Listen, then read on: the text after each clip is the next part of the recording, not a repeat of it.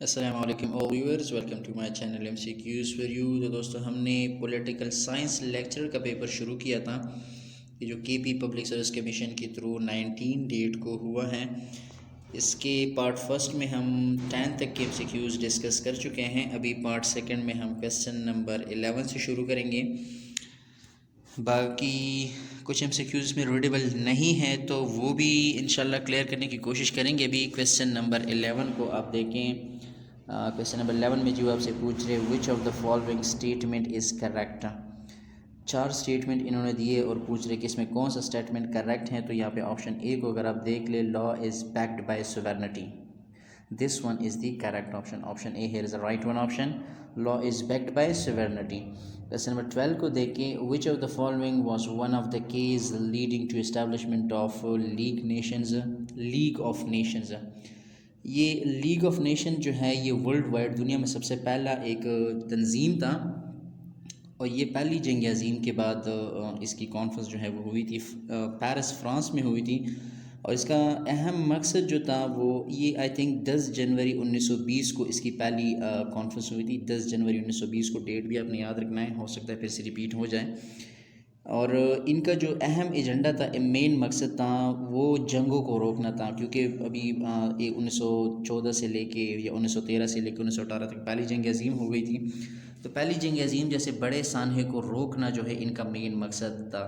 तो ये जो आप पूछ रहे कि विच of the following was one of the main case इसका क्या हो सकता है, ये क्यों लीग ऑफ नेशंस क्यों बनाई गई। तो इसका ऑप्शन सी को आप देख लिए, to prevent war among the nations. बड़े ममालिक में जंगबंदी या इस तरह के वाक़े रुनुमा होना, इसका इनकी रोकथाम जो है ज़रूरी है। लेकिन ये 1945 तक या आई थिंक 1946 तक चली, क्योंकि जब दूसरी जंग अज़ीम छिड़ गई तो ये जो है नाकाम हो गए उस जंग को रोकने में। तो ये 1940 आई थिंक 1946 में ही इसने अपने वर्किंग या फंक्शंस जो है वो सीज्ड कर दिए। तो यहाँ पे करेक्ट ऑप्शन ऑप्शन सी हो जाएगा। एंड क्वेश्चन नंबर 13 को देख ले, यूनाइटेड नेशन चार्टर प्रोवाइड्स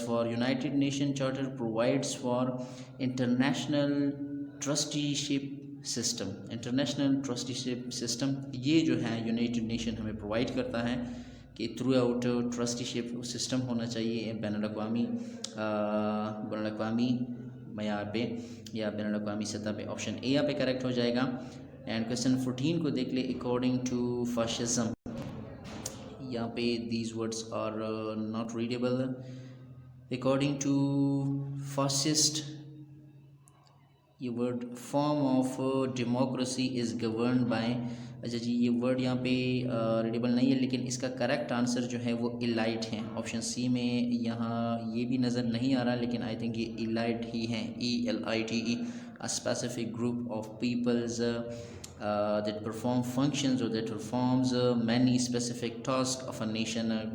मुल्क के हालात को चलाना या मुल्क के काम को चलाना, ये एक जब स्पेशल्स लोग कर रहे होते हैं, जिनके पास अथॉरिटी होती है, फंक्शंस उनके पास होते हैं, इसको इलाइट कहते हैं, जिस तरह जर्मनी में हिटलर किया करता था। सो यहाँ पे करेक्ट ऑप्शन ऑप्शन सी हो जाएगा। क्वेश्चन 15 को देखिए, विच ऑफ द फॉलोइंग इज़ अब ये यहाँ पे रीडेबल नहीं है, लेकिन आगे rule of law in the UK। अच्छा जी, UK का अपना एक सिस्टम है, उनका एक तो कॉन्स्टिट्यूशन रिटन फॉर्म में नहीं है, और जो रूल ऑफ लॉ UK में है इसको हम क्या कहते हैं, इसको हम डेलीगेटेड लेजिस्लेशन कहते हैं। डेलीगेटेड लेजिस्लेशन, यहाँ पे करेक्ट ऑप्शन इसका ऑप्शन सी है, क्योंकि ये इसका स्टेटमेंट रीडेबल नहीं है। तो करेक्ट ऑप्शन ये आप देख लें। क्वेश्चन 16 को देख लें, विच वन ऑफ द फॉलोइंग, अभी ये भी यहाँ पे ये वर्ड भी रीडेबल नहीं है। विच one of the following the fundamental principle of bureaucracy. अच्छा जी, नीचे कुछ पॉइंट्स दिए हैं और पूछ रहे हैं कि ब्यूरोक्रेसी के लिए फ़ंडामेंटल प्रिंसिपल क्या हो सकते हैं। सो ब्यूरोक्रेसी के लिए फ़ंडामेंटल प्रिंसिपल ये हो सकती है कि आप ऑफिशियल वर्कर्स की अप्रिशिएशन करें। यहाँ पे ऑप्शन बी को देख ली, अप्रिशिएशन ऑफ ऑफिशियल, ये this is the correct option. इसके बाद ये जो है क्या लिखा हुआ है ये भी रीडेबल नहीं है, लेकिन करेक्ट ऑप्शन इसका ऑप्शन बी है। क्वेश्चन नंबर 17 को देख लें। क्वेश्चन नंबर 17 में जी वो पूछ रहे हैं which one of the following is not essential feature of the parliamentary system। अच्छा जी, पार्लियामेंट्री सिस्टम का कौन सा जो है एसेंशियल फीचर नहीं है। तो यहाँ पे करेक्ट ऑप्शन जो इसके लिए बनेगा वो है,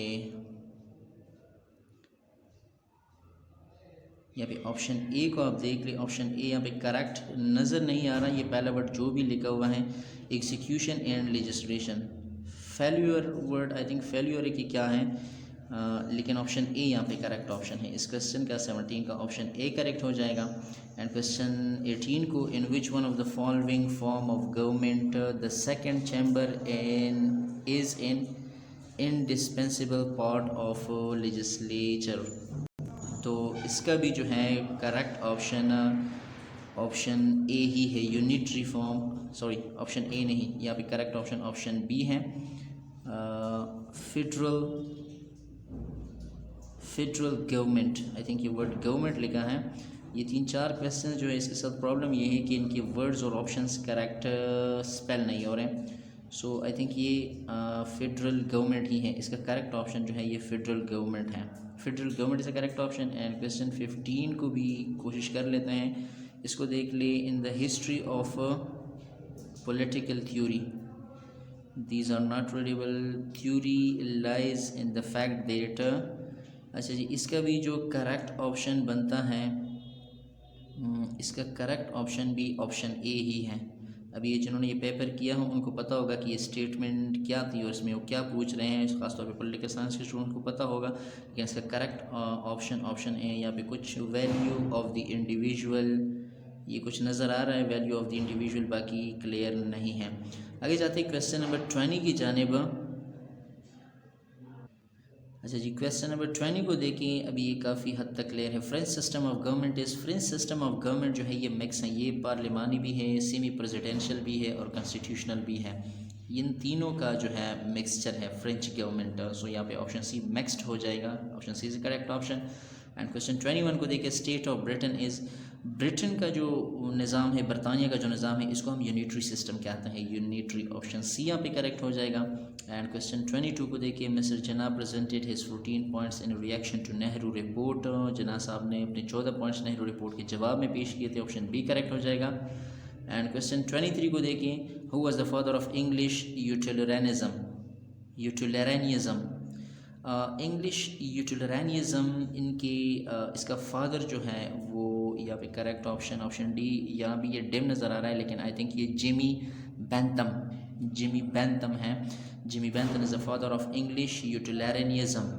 अच्छा जी, क्वेश्चन नंबर 24 को देखिए, Karl Marx is the father of, Karl Marx जो है ये एक मशहूर साइंटिफिक सोशलिज़म के फादर हैं। सोशलिज़म को अगर आप डिटेल में पाक स्टडी में या पॉलिटिकल साइंस स्टूडेंट्स पढ़ते हैं, सो सोशलिज़म के फादर जो है वो कार्ल मार्क्स हैं। यहाँ पे एक और वर्ड ऑप्शन ए में आपको दिखाई दे रहा होगा, कैपिटलिज्म के फादर जो है वो एडम स्मिथ हैं। आपसे ये भी साथ में याद रखना है क्योंकि कभी कभार ये भी रिपीट हो सकता है। कैपिटलिज्म के फादर जो है वो एडम स्मिथ हो गए, सोशलिज़म के फादर कार्ल मार्क्स हैं।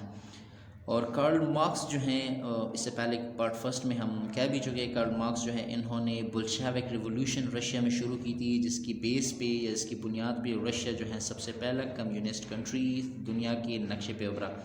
तो ये भी साथ में आपने याद रखना है। क्वेश्चन 25 को देखें, the doctrine of proportionate equality was propounded by Aristotle. यहाँ पे करेक्ट ऑप्शन ऑप्शन ए हो जाएगा, एरिस्टोटल।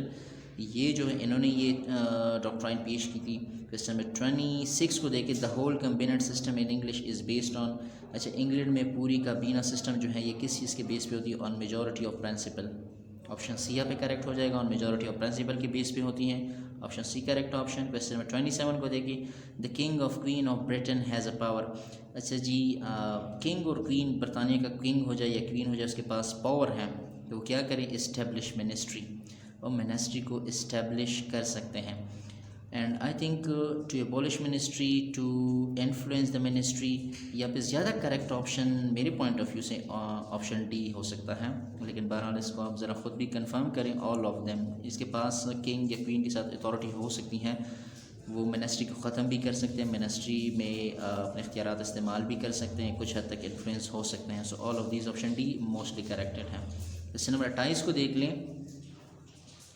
क्वेश्चन नंबर 28 में जो आपसे पूछ रहे हैं, विच of the following is the mother of all parliament in the world. अच्छा जी, बरतानिया का जो पार्लियामेंट है इसको मदर ऑफ ऑल पार्लियामेंट कहा जाता है। ऑप्शन सी यहाँ पे करेक्ट ऑप्शन है, English parliament is the mother of all parliament in the world.